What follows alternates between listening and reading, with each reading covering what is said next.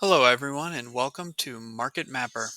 I started this channel to give new and experienced traders insight on how I break down the markets and try to do my best to pinpoint areas for the next impulse leg or retracement pullback. In this video, I will start with blank charts and walk you through what I'm looking at. I use a combination of ICT, moving averages, and supply and demand zones. And at the end of each video, all the indicators and notations will be left on the chart for the next day, so we could see how our analysis played out. I will be doing these every day to see how we progress and pinpoint areas where we can capture massive moves. If you like this kind of content, please like and subscribe, turn on notification bell, because I'll be releasing these every day. Also in the comments, if you find this helpful and would like me to break down any other stocks for future videos, let me know. Let's get into it. What I like to do is start on a weekly time frame. We got Bitcoin. Since this thing's been on a tear, I figured I'd start the first video with that. Mark out here all-time highs.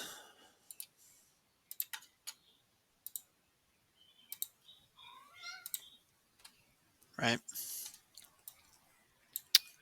Some indicators that I use.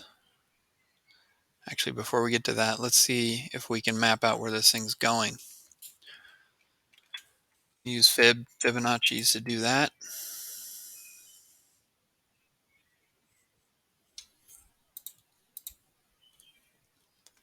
Now, you can see how we have respected all these zones here on our manipulation up here, our distribution. Came back down, retested here, halfway mark, broke through. We are now pushing to 2.5 standard deviation. So what I would do here is mark out these profit taking zones.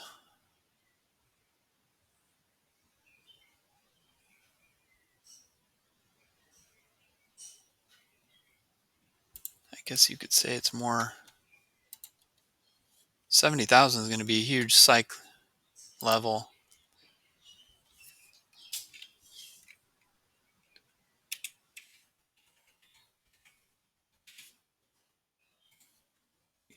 On the to the penny.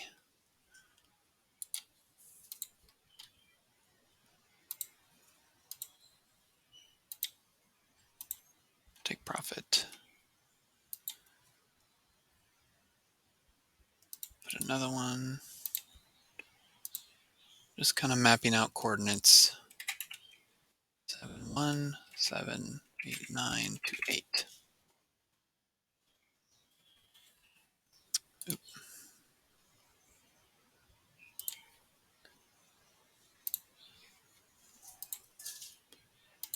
Profit target. And we'll put this 3 standard deviation here, because I feel like with this run here, there's a pretty good chance it'll get up there. 6, 6. Okay. I'm gonna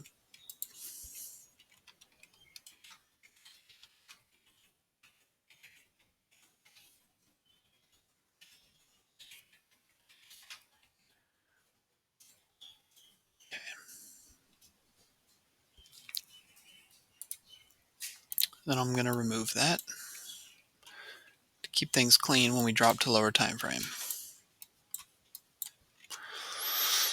Now what I like to use is Lux Algo Fair Value Gap. You can chart these out yourself very easily. I like to do it to speed things up, but I can show you. I just use one of these little squares in the magnet, drop that candle to that candle, and draw it out. I have the center line on because I like to see where the 50% consequent encroachment will be on any retrace on a higher time frame level, 50% of that fair value gap. I use the Lux Algo ICT concepts, fluid trades, support and demand zones. And what I've noticed a lot, I know ICT does not use supply and demand. Sorry, supply and demand zones. But I've noticed that they correlate with his order block a lot. So it just gives me a visual representation of, you know, kind of where, things will get bought up, or where support could be, or where demand will be. Also, I use the 10 and the 20, and I have a multi-time frame trend table. So it gives me at a glance, kind of what the smaller time frames are doing and how the trend is looking.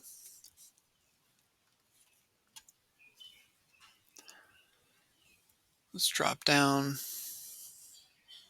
So actually what we'll do is we can mark this one out because I want to see it when I drop down. I don't like to clutter the charts. So what I'll do is I'll just put the CE.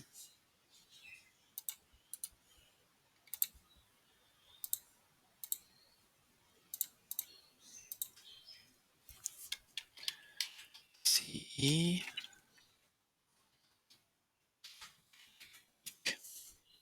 So that's 50%. Put it in the middle. Center. And remove. Drop down to a daily. Okay, you can see we are rejecting currently basically the all-time high, right? Yep. Okay. So let's see.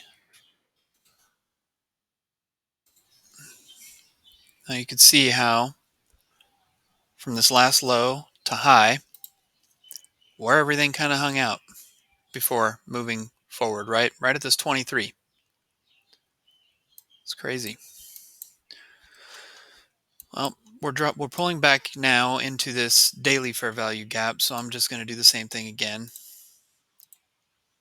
Let's mark out the consequent encroachment of it. If we get a pull back into this area, I'd like to see how it reacts before moving higher.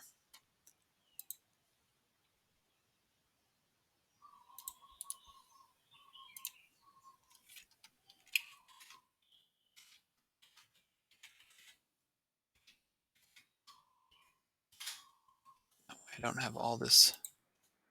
Oh, I can delete that. Right? This is going to be, this kind of thing here is what I look for, right? You have a fair value gap, you have 50% of a weekly. This is going to be phenomenal support right here in this zone. I doubt this is going to pull back that far, that fast, but you never know.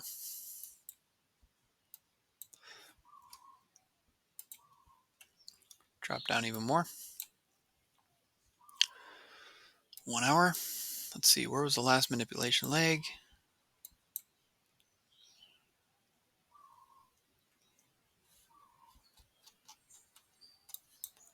Let's see what standard deviations we get off of this.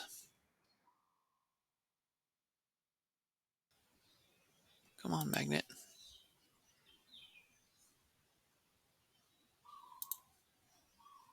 Change the color, that way I can see it.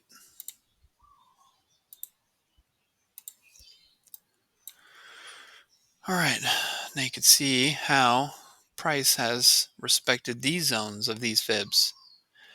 Typically when you have a fib cluster, right, or like a whole lot in one area, you could see the consolidation in that range before it actually takes off.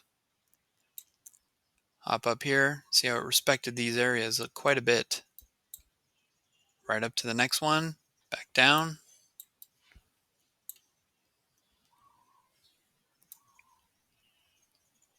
Let's see, where are we pushing? -4 standard deviation on that 1 hour time frame is right here. You could see how price hung around that area. Drop back to a 10 EMA, just wicked through it, and it's pushing back up again.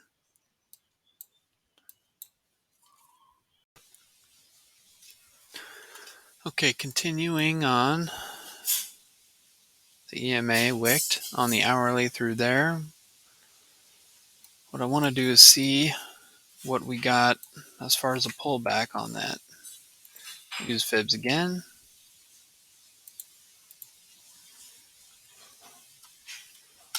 What I'll do is I'll map out 23% retracement. Coordinates 6702782.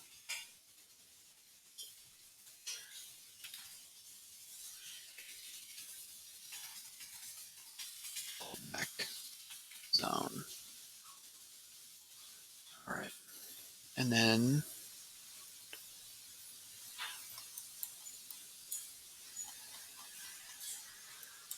also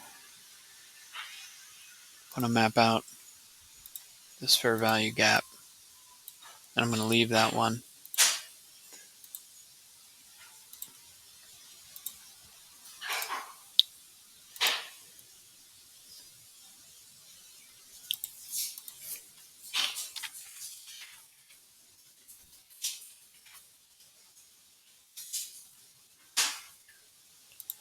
Then here was a market structure shift on a break of structure on an hourly time frame.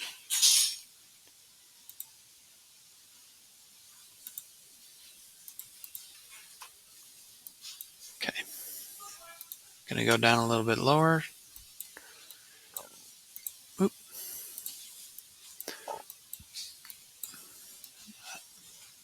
As we get lower, our data starts showing better and better. Here we have an order block. Mark that out. Market order block there. That way I like to see there's a lot of support down here, so I wouldn't be surprised if we do see a pullback, then where we're going to bounce. So even right here, previous, is this yesterday, low to high, and look at that, already bounced, pulled back to a 23 and a fair value gap and pushed up. So what I would like to see in order to consider entering a long position would be a pullback to this 38 23 pullback zone in a higher time frame, respecting these bullish PD arrays, and see what happens from there. Drop down even lower. So we're looking for 67,200